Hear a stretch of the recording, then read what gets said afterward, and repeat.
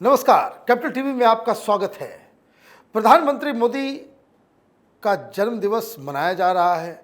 2 अक्टूबर तक अलग अलग जगहों पे अलग अलग कार्यक्रम हो रहे हैं और कैपिटल टीवी ने एक नए प्रोग्राम की शुरुआत की जिसमें हम प्रधानमंत्री मोदी के फैसले, उनकी नीतियों के असर के बारे में डिस्कस कर रहे हैं, खास करके मिलिट्री के ऊपर।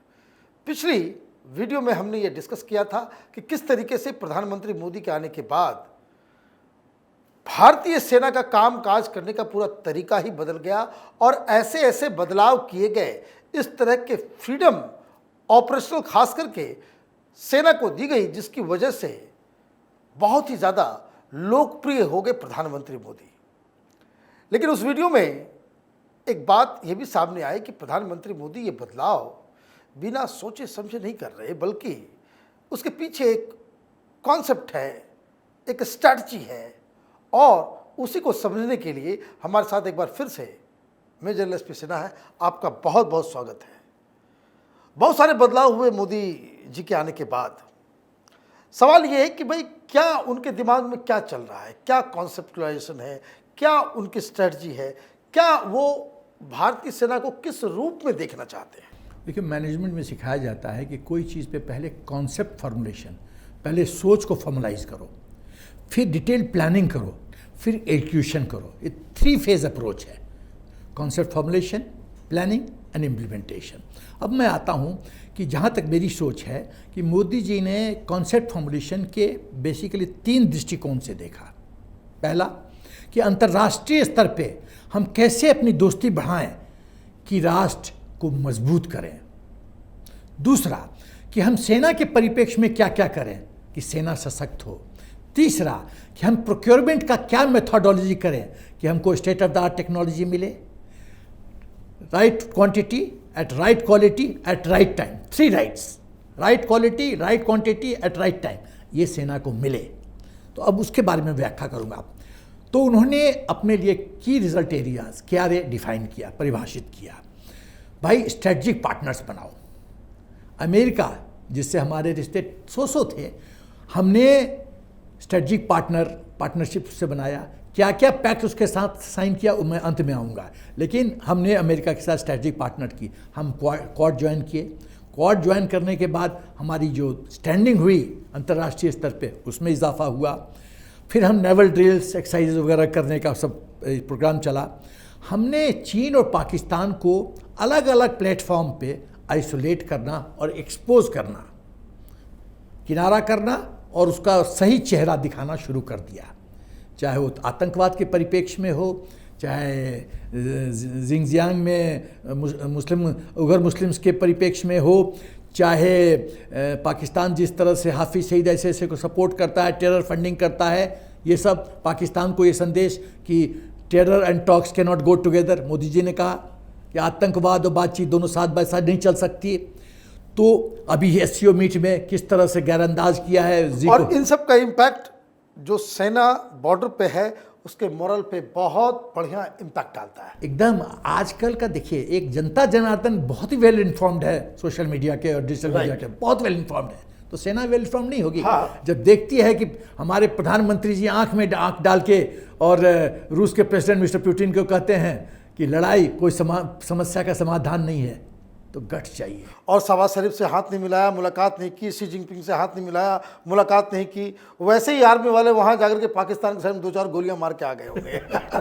तो जब आप देखते हैं कि अपना जो प्रधानमंत्री है वो शेर है, वो किसी भी, वो सभी को आंखों में आंख डाल के बात अपनी कह देते हैं, तो घमंड होता है, गर्व होता है। अब आते हैं सेना पे। सेना पे के परिप्रेक्ष्य में उन्होंने सोच, बहुत बढ़िया रणनीति सोचा उन्होंने। सेना को मॉडर्नाइज करो, state of the art technology दो, डिफिशिएंसी जो इक्विपमेंट का है, क्वांटिटी और क्वालिटी का, उसमें इंप्रूवमेंट करो, ऑपरेशनल फ्रीडम दो। सेना को ये संदेश दो कि मैं तुम्हारे परिवार का सदस्य हूँ।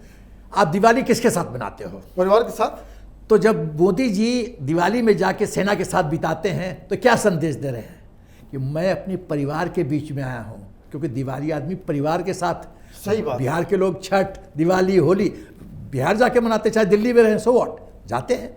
तो जब मोदी जी उनके साथ से ट्रुप्स के साथ बिताते हैं, इसका मतलब संदेश बहुत साफ है, हम तुम्हारे परिवार के सदस्य हैं। ये बहुत बड़ा संदेश है, बहुत बड़ा संदेश। जब उनके हाथ से, सुबदार साहब के हाथ से लड्डू खाते हैं तो पूरा यूनिट फिर तो पूरा जान न्यौछावर करने के लिए तैयार हो जाता है। अब तो जो CBM है, कॉन्फिडेंस बिल्डिंग मेजर है, उसमें इजाफा हुआ है। जो कारगिल रिपोर्ट था कि चीफ ऑफ डिफेंस स्टाफ बनाओ, तो जनरल रावत को CDS बनाया गया। वो प्रतीक, वो काल हमसे उनको ले गए तो दूसरी बात है। 1 रैंक 1 पेंशन कितने सालों से पेंडिंग था, इम्प्लीमेंट किया। अब आते हैं कि प्रोक्योरमेंट का, जैसा मैंने कहा कि कोई भी डिफिशिएंसी होता है तो मेक और बाई ऑप्शन होता है। भूतकाल में बाई ऑप्शन लिया जाता था क्योंकि मलाई फैक्टर था और खाना चाहिए। और एक एग्जांपल मैं देना चाहता हूं कि ग्लोबल टेंडर हुआ था रफाल के केस में, अबाउट 120 फाइटर जेट्स का, और 2011 में 11 घोषित किया गया था रफाल को। 2014 तक कांग्रेस सरकार थी। जब 11 घोषित हुआ तो CFA अप्रूवल वगैरह सब कुछ करके 2012 तक मामला सील हो चुका था। 2 साल तक सप्लाई ऑर्डर क्यों नहीं प्लेस हुआ? क्योंकि माल नहीं मिला। मेरा यही प्रश्न है कि 2012 में जो CFA अप्रूवल हो गया, आफ्टर CFA अप्रूवल मतलब कॉम्पिटेंट फाइनेंशियल अथॉरिटी अप्रूवल, मतलब सब कुछ ठीक है, आप खाली सप्लाई ऑर्डर प्लेस करना है। वो तो ये 10 दिन 15 दिन का खेल है। चलो टेक्निकल भी वेटिंग करना है, 2 महीने मान लो। 2 महीने का खेल, 2 साल। 2 साल। उसके बाद मिस्टर एंटनी से किसी ने पूछा कि जब आपने CFA अप्रूवल हो गया, 11 हो गया, तो क्यों नहीं सप्लाई ऑर्डर दिया? पैसे नहीं, पैसे नहीं थे। तो एक बिहार में कहावत है, पैसा न कौड़ी बीच बाजार में दौड़ा दौड़ी। तो फिर आपने सब तमाशा किया ही क्यों? ग्लोबल टेंडर किया क्यों भाई जब पैसा नहीं था? इसका जवाब दो ना। उनसे असल बात मुझे लगता है कि गलती से मुंह से निकल गया होगा। वो कह रहे होंगे कि पैसा नहीं मिला इसलिए हमने कैंसिल कर दिया। तो उसके बाद प्रोक्योरमेंट की बात करें तो dependence on foreign sources, 68% import content. आत्मनिर्भर की तो बात ही नहीं थी। मोदी जी ने आत्मनिर्भरता लाया मिलिट्री इक्विपमेंट फील्ड में, स्टार्टअप, R&D, DRDO का परफॉर्मेंस बढ़ाया, इंपोर्ट लिस्ट इंपोर्ट लिस्ट में बैन लाया है। पहले 101 आइटम, उसके बाद अभी 301 आइटम का हो गया है कि आप खरीद ही नहीं सकते। अब उसके तहत देखिए आप क्या क्या हो रहा है। अच्छा, जो मिडिल मैन था प्रोक्योरमेंट में, उसको उठा के फेंक दिया। रफाल G2G बेसिस, प्रधानमंत्री जी जाते हैं, बातचीत होती है गवर्नमेंट टू गवर्नमेंट। देखिए G2G बेसिस पे करप्शन क्यों नहीं हो सकता है? बड़ा सिंपल लॉजिक है। पैसा कौन पहुंचाता है? मिडिलमैन का रोल ही खत्म हो गया। कंपनी से पैसा लिया, कुछ % अपने पेट में डाला, कुछ पॉलिटिकल लीडरशिप को दिया। तो मिडिलमैन तो है ही नहीं, तो पैसा कौन देगा? क्या फ्रेंच प्रेसिडेंट प्रधानमंत्री को पैसा देगा? ये पागलपन है। तो G2G बेसिस तो मलाई है ही नहीं भाई, जो कॉस्ट है वो ठीक है। और इसलिए रफाल का इतना जो है चर्चा हुआ। उसके बाद जो मॉडर्न आर्मीज कॉन्सेप्ट फॉलो करती है 30-40-30, ये बहुत इंपॉर्टेंट बात है। 30-40-30 कॉन्सेप्ट क्या है? 30 पुराना विंटेज आपका होल्डिंग होना चाहिए, 40 present technology and next 30 state of the art technology. आपका जो इक्विपमेंट का जो पैटर्न है वो इस तरह से होना चाहिए। 40-40-30। हाँ, 30-40-30 ऐसा नहीं है। यहाँ तो 70% बुढ़ी घोड़ी चल रही थी। अरे MiG-21 का ही उदाहरण देख लीजिए, 30-40 साल। तो सवाल यह है कि उन्होंने कहा नहीं, नथिंग डूइंग, अपग्रेड करो। फिर लोकल इंडस्ट्री को उसको इनकरेज करने के लिए उन्होंने बात की। अब मैं कहता हूं कि जो मेक इन इंडिया के तहत अब मैं हाईलाइट करना चाहता हूं कि क्या क्या बहुत उल्लेखनीय अचीवमेंट है। हाल फिलहाल INS विक्रांत, सही बात है। INS हरियांत जो फर्स्ट इंडिजिनस न्यूक्लियर सबमरीन है। इंडिजिनस अटैक्स एडवांस टोर्ड आर्टिक गन सिस्टम, जिसको बनाया टाटा एडवांस सिस्टम ने, भारत फोर्स ने। Tejas light combat aircraft Tejas, देसी air to air missile Astra, swarm drones AK-47 और communication network for army worth 77,796 crore का। और DRDO ने क्या क्या मिसाइल डेवलप किया वो मैं बताना चाहता हूँ। शौर्य, निर्भय, ब्रह्मोस का extended version, smart laser guided ATGMs, Nag missile, Dhruvastra, Rudram 1 missile for Indian air force, anti radiation missile ARM, Akash, Agni, Dhanush. My God, ये सब DRDO ने कमाल किया। पहले क्यों नहीं किया? इसरो ने डेवलप किया C-41SR for command control communication computer intelligence surveillance and recce system. Cartosat 2 series satellite, काटो सैटेलाइट 1, उसके बाद NavIC regional satellite navigation system, GSAT-6A, 6 Scorpene submarines under project 75 India Mazagon docks पे कंस्ट्रक्ट किया गया, और हॉविट्जर L&T ने बनाया। ये है मेक इन इंडिया। ये ये कॉन्सेप्ट कॉन्सेप्ट पहले था ही नहीं। था ही नहीं। लोग मजाक उड़ाते थे, मेक इन इंडिया, जैसे वैक्सीन का मजाक उड़ाया गया। तो अब देखिए प्रत्यक्षम की प्रमाणन देख लीजिए। तो कहने का मतलब ये है कि प्रधानमंत्री मोदी न सिर्फ ऑपरेशनल फ्रीडम दे रहे हैं, न सिर्फ आर्मी के मोरल बूस्ट करने के लिए आप उनको तरह तरह की नई टेक्नोलॉजी से लैस भी कर रहे हैं, साथ ही साथ वो हमारा जो फॉरेन के ऊपर डिपेंडेंसी था हथियार को लेकर के, उसको भी रिड्यूस कर रहे हैं। उसका फायदा बताऊंगा। अभी कुछ मैं और कहना चाहता हूं। लार्सन एंड टूब्रो 2017 में सेल्फ प्रोपेल्ड गन सप्लाई किया 4,500 करोड़ वर्थ, और शिपयार्ड कट्टुपुली में तमिलनाडु में बनाया L&T। टोर्ड आर्टी गन सिस्टम दिया क्वांटिटी 400 L&T, अटैक्स बनाया। फिर K9 Vajra self propelled howitzer L&T ने किया। टाटाज 22,000 करोड़ का कॉन्ट्रैक्ट मिला मिलिट्री ट्रांसपोर्ट प्लेन्स बनाने के लिए। Tract future inventory combat vehicles ये टाटाज बना रहे हैं। महिंद्रा, अशोक लेलैंड, ये लोग का कंट्रीब्यूशन देखिए।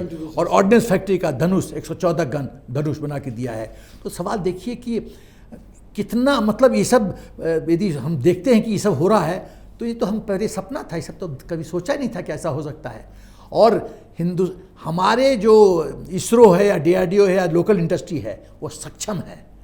आप आदमी गोल मारेगा तब ना, जब उसको फुटबॉल बूट दोगे, फुटबॉल ग्राउंड में घुसने दोगे। और प्रधानमंत्री पहले भी कहते थे कि दुनिया भर में जितने भी इस तरह के जो बड़ी बड़ी कंपनियां हैं, वहाँ इंडियन इंजीनियर्स काम कर रहे हैं, विदेश में काम कर रहे हैं, विदेश के लिए बना रहे हैं और विदेशी ताकतों को मजबूत कर रहे हैं। वही इंडियंस हिंदुस्तान में वही काम क्यों नहीं कर सकते? घर की मुर्गी दाल बराबर। यहाँ इतने ज्ञानी बैठे हुए हैं, विदेश जाके गोल पे गोल मार रहे हैं, और यहाँ इनका एक्सपर्टीज लेने के लिए तैयार नहीं। और पहले के ज़माने में ये भी था, आप देखिए नवीन नारायण साहब की जो कहानी है कि जो कोई क्रायोजेनिक इंजन के ऊपर काम कर रहा है, उसके ऊपर आप गलत हनी ट्रैप करवा करके गलत तरीके से उसके ऊपर केसेस डाल करके उनको रास्ते से हटा देते हैं।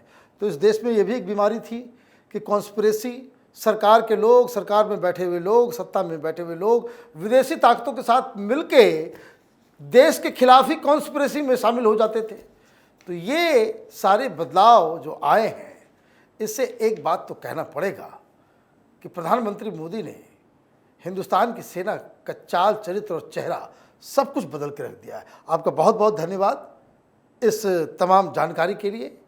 हम जो सीरीज चला रहे हैं कि प्रधानमंत्री मोदी का सेना के प्रति क्या कंट्रीब्यूशन रहा है, कैसे हम बेहतर बने हैं, उस पर हमारा ये सीरीज़ जारी है। हम फिर हाजिर होंगे, तब तक आप देखते रहिए कैपिटल टीवी। हमारे वीडियोस को लाइक कीजिए, शेयर कीजिए और हमारे चैनल को सब्सक्राइब कीजिए। धन्यवाद।